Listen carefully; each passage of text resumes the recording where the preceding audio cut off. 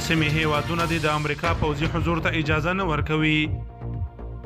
روسیې د سیمې پر هیوادونو غږ کړی چې په سیمه کې د امریکا پوځي حضور ته اجازه نه ورکوي.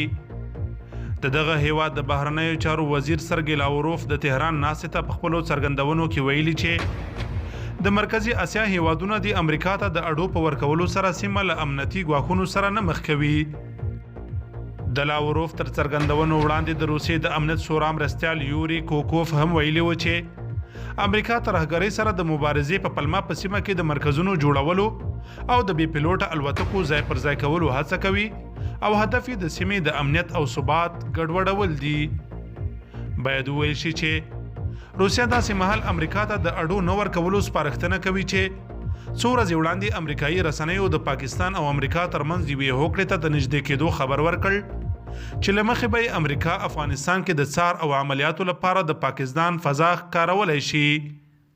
خو پاکستان دغه راپور بې بنسټه بللی و. د کابل ټکی کام یوټیوب چینل ته ښه راغلاست. دا که ستاسو لومړی راتګ وي هیله ده په چینل کې اشتراک وکړئ او د زنګ بټن یې هم ووهئ.